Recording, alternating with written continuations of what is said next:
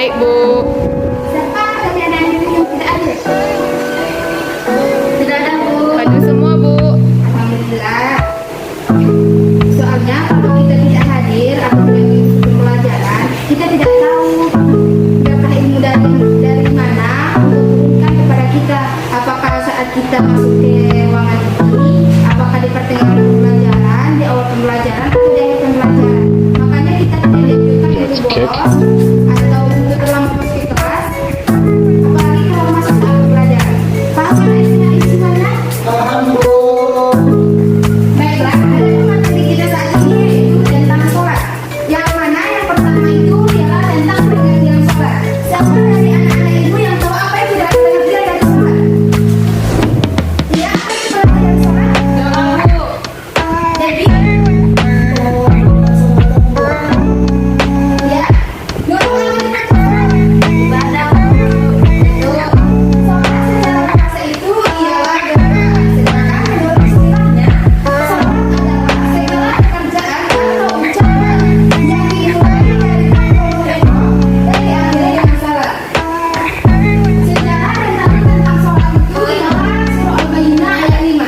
Nurul, coba nanti untuk membacakan ayatnya. A'udzu billahi minasyaitonir rajim. Bismillahirrahmanirrahim.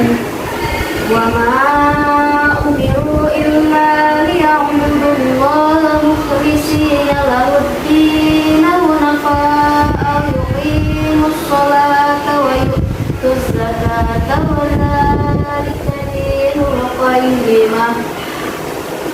Debbie, coba bantu Ibu bacakan artinya. Padahal mereka tidak disuruh kecuali supaya menyembah Allah dengan menuruni ketaatan kepadanya dalam menjalankan agama yang lurus, dan supaya mereka mendirikan sholat dan menunaikan zakat. Yang demikian itulah agama yang lurus. Nah, sejarah dari berdirinya sholat ini ialah yaitu pada saat Rasulullah SAW menjalankan Isra Mi'raj, yang mana pada saat itu awal mulanya kita diperintahkan untuk melakukan ibadah kepada Allah itu dengan 50 rakaat atau 50 kali. Tetapi karena rasa sayangnya Rasulullah SAW kepada kita, Rasulullah meminta kepada Allah untuk meringankan beban kita, sehingga Allah memberikan kita amanah berupa sholat cuma 5 waktu sehari semalam. Nah, syarat wajib sholat di sini yaitu yang pertama suci dari hadas besar dan hadas kecil. Yang kedua suci pakaian, badan dan tempat salat dari najis. Yang ketiga menutup aurat. Yang keempat mengetahui masuk waktu sholat. Yang kelima menghadap kiblat. Yang keenam mengerti kepaduan sholat. Dan yang terakhir tidaklah salah satu fardu dari beberapa fardu sholat. Nah, Ibu ingin bertanya kepada anak-anak ini semuanya. Misalnya, apabila kita melaksanakan salat, tetapi aurat kita terbuka, apakah salat kita itu sah? Kalau tidak sengaja tetap sah, tetapi kalau disengaja tidak sah. Nah, kalau misalnya kita melakukan sholat, tetapi aurat kita tidak menyentuh, apakah sah? Dalam dua cara boleh diketahui atau tidak diketahui. Tapi kalau tidak diketahui boleh, tapi kalau diketahui di mana awal kerja kita salah itu tidak sah. Nah, bagus. Selanjutnya ialah syarat sah sholat. Tolong bantu Ibu Dewi bacakan. Pertama, beragama Islam. Kedua, sudah balik. Ketiga, berakal sehat. Keempat, suci dari hadas dan najis. Yang kelima, menghadap kiblat. Yang keenam, mengetahui masuknya waktu sholat. Yang ketujuh, mengerti syarat, rukun dan sunnah sholat. Nah, bagus. Kalau misalnya kita melakukan sholat pada saat azan, apakah salat kita itu sah? Kalau kita seorang musafir sah, Bu. Tapi kalau tidak sah. Nah, yang membatalkan sholat di sini tuh banyak. Yang pertama yaitu karena hadas yang mewajibkan kita untuk mandi atau berwudu. Yang kedua, sengaja berbicara, misalnya pas kita waktu sholat ada kawan kita yang mau masuk ke ruangan. Misalnya kita sholatnya di dalam ruangan kan. Nah, kawan kita ada yang mau masuk. Pas dia mau masuk, dia mengucapkan salam. Lalu kita yang sedang sholat ini menjawab salamnya secara sengaja gitu. Nah, maka itu bisa membatalkan salat kita. Yang selanjutnya ialah menangis. Kita boleh menangis pada saat waktu sholat, tetapi jangan sampai merintih atau jangan sampai mengeluarkan suara, sehingga dari suara itu bisa membatalkan sholat kita. Selanjutnya ialah banyak bergerak, ragu-ragu dalam niat. Ragu-ragu dalam niat di sini yaitu misalnya kita membacakan niat atau meniatkan dalam hati kita bahwa kita itu lagi melaksanakan sholat subuh, tetapi pas tampaknya kita lupa apakah waktunya kita sholat ini kita membacakan apa. Misalnya kayak ini, pas kita sholat usolli fardhon subuhi rakaataini mustaqim dan kiblati ada anillahi ta'ala. Tetapi pas kita mau mengangkatkan tangan kita buka doa ihram, rupanya kita niatkan bahwa kita sholat zuhur. Pas kita udah takbiratul ihram, nah kita lupa tadi yang saya lafazkan waktu di awal itu niat sholat subuh. Kok dalam hati saya niatnya sholat zuhur? Nah, itu bisa membatalkan sholat kita. Selanjutnya ialah bimbang dalam memutuskan sholat, tetapi terus melakukannya. Ini juga bisa membatalkan sholat kita.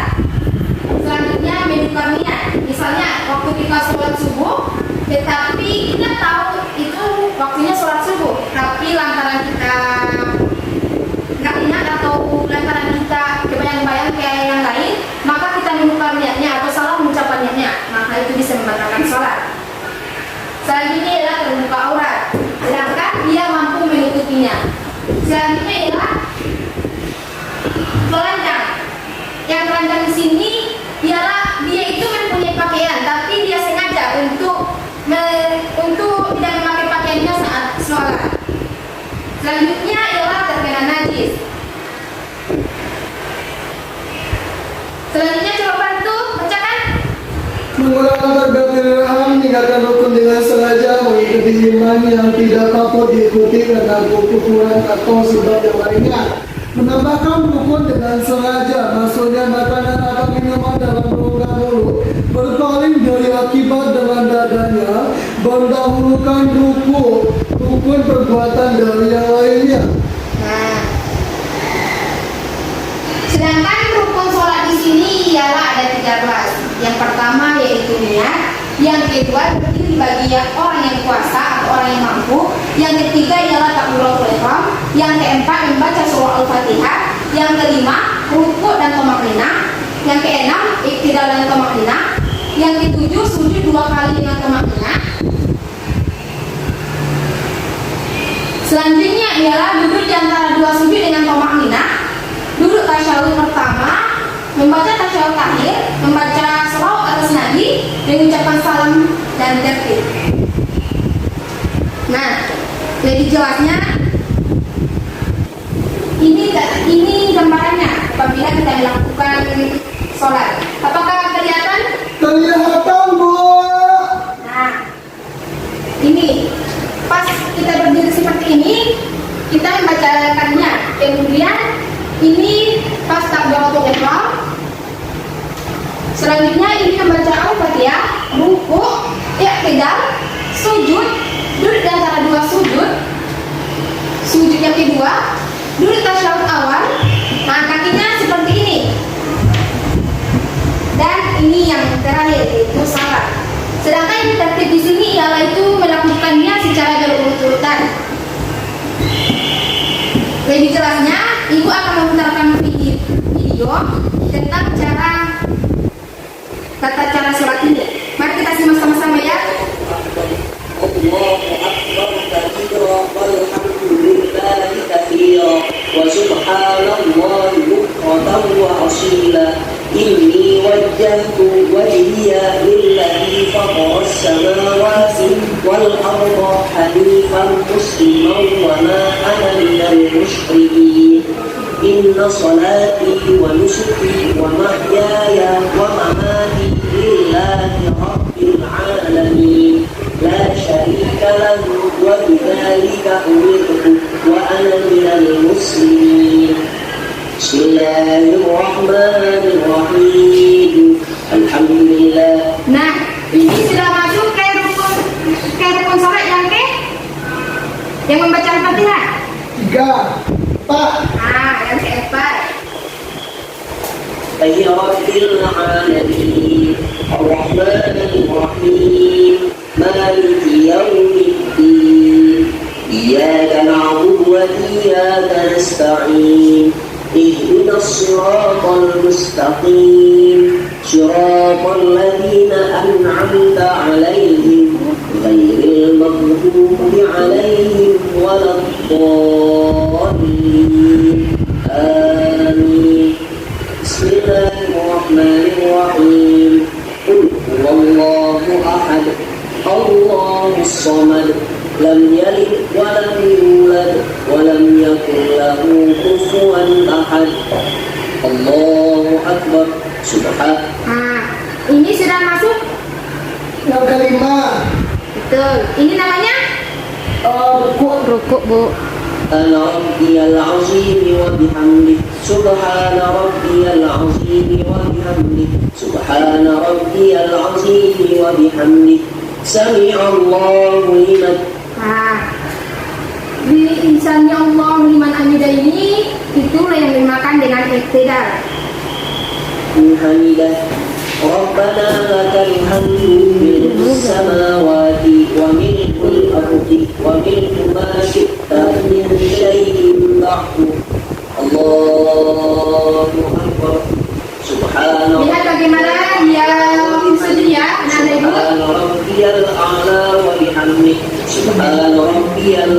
Nah, coba lihat kakinya. Kakinya ini tegak kan? Ya Bu. Itu tangan semua. Ya. Tangan. Yang tadi baru kaki Bu. Tangannya Lurus dengan telinga. ya. Kepalanya, tangannya. Allahu akbar. Rabbighfirli warhamni wajburni warfa'ni warzuqni. Ini termasuk Ini wa'afini wa'fu anni. apanya? Allahu akbar. At-tahiyyatul mubarakatus shalawatut thayyibatu lillah. Ini dinamakan dengan duduk tasyahud awal, yang mana tangan kita berada di atas, Betul. kaki kita di Bokong. Katepong kalau Pak Imam Bu. kaki kita itu tegak, satu lagi kita dudukin masuk ke dalam. Iya, kaki kita ini masuk ke Dalam kaki yang sebelah kanan. ini ingat ya anak ibu semuanya. Ya Bu. Sejajar dengan katepong. Assalamu alayka ayyuhal Kakinya kan tegak. warahmatullahi wabarakatuh. Assalamu alayna wa ala ibadillahi shalihin. Ashhadu an la ilaha illallah wa ashhadu anna Muhammadan Rasulullah. Pas di mana tadi tangannya diangkat? Asyhadu an la ilaha illallah. Jangan lupa ya, soalnya ini adalah perintah Allah yang mana kita diwajibkan untuk mengerjakannya. Harus kita kerjakan sesuai aturan dan petunjuknya. Paham anak-anak ibu? Paham Bu? Allahumma salli ala sayyidina Muhammad wa ala ali sayyidina Muhammad. Allahu akbar. At-tahiyyatul mubarakatus shalawatut thayyibatu lillah. Assalamu alaikum. Tahiyat akhir Ya, ini tahiyat akhir. Kakinya di mana? di dekat katepong. Ditegakkan kan? Ya Bu. Kalau yang pas tahiyat awalnya tadi, kakinya dimasukkan ke bawah kaki kanan. Sedangkan yang ini dipisahkan.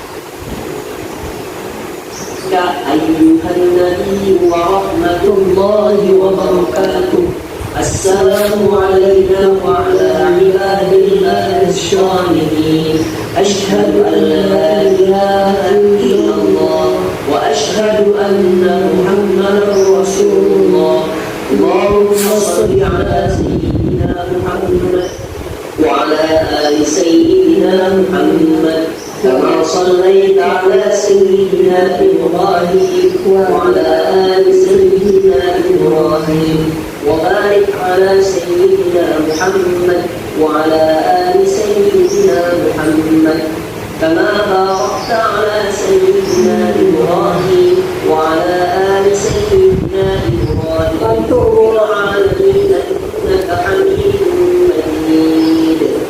Assalamualaikum warahmatullahi wabarakatuh. Sebelah, salamnya ke sebelah. Kiri, kanan. Salam itu diingat ya anak-anak ibu. Salam pertama itu ke arah kanan. Baru yang kedua nanti ke arah kiri. Nah, selanjutnya ialah waktu melaksanakan sholat fardu. Siapa dari anak-anak ibu yang tahu kapan dilaksanakannya sholat fardu? Ketika waktu masuknya, Bu. Ketika masuk waktunya. Kalau subuh? Jam 4 sekitar 5, Bu, sampai 5. Kalau zuhur? Jam 12 sampai jam 3. Kalau asar? Jam 4 sampai jam setengah 6. Kalau maghrib? Jam itu aja, Bu, ada banyak soalnya. Nah, zuhur itu dilaksanakan pada saat tergelincirnya matahari dari bayang-bayang kita. Misalnya kalau jam 12 itu bayang-bayang kita kan masih setara dengan kita, masih di atas kepala kita. Sedangkan kalau masuk waktu zuhur itu bayang-bayang kita akan tergelincir sedikit ke arah belakang. Kalau kita berdiri seperti ini, bayang-bayang kita itu akan tergelincir sedikit ke belakang. Sedangkan kalau di waktu asyar itu tergelincirnya udah hampir lebih dari setengah kita. Misalnya sehesta atau 2 hesta lah ke belakang kalau kita tidak berdiri. Sedangkan kalau maghrib itu waktunya ketika muncul senja merah sampai terbenamnya waktu senja merah. Sedangkan kalau isya ialah mulai dari hilangnya senja merah sampai terbitnya fajar siddiq. Sedangkan pas waktu sholat subuh itu dilaksanakan pada saat terbitnya fajar siddiq dan keluarnya sebagian cahaya matahari dari sinarnya. Nah, sholat sunnah. Sholat sunnah, siapa yang tahu dari anak-anak ibu apa itu sholat sunnah? Salat yang dianjurkan tapi tidak wajib melaksanakannya. Nah, sholat sunnah itu ialah sholat yang apabila kita mengerjakannya itu mendapat pahala. Tetapi kalau kita meninggalkannya tidak berdosa. Tetapi Rasulullah menganjurkan kita. Nah, sholat sunnah di sini itu banyak macamnya. Yang pertama, coba bacakan suci. Macam-macam sholat sunnah. Yang pertama sholat sunnah rawatib, Bu. Nah, apa itu? Salah satu sholat sunnah yang menyertai sholat fardu. Dari segi waktu, sholat rawatib dibagi menjadi 2, yaitu qobliyah dan ba'diyah. Sholat rawatib dari segi waktu dibagi menjadi sholat qobliyah terdiri dari 2 rakaat sebelum sholat subuh, 4 rakaat sebelum sholat zuhur, 2 rakaat sebelum sholat asar, 2 rakaat sebelum sholat maghrib, dan 2 rakaat sebelum sholat isya. Lanjut lagi. Sholat ba'diyah yang terdiri dari 2 rakaat sesudah sholat zuhur, 2 rakaat sesudah sholat maghrib, 2 rakaat sesudah sholat isya. Nah, dari sholat-sholat sunnah ini yang paling Rasulullah SAW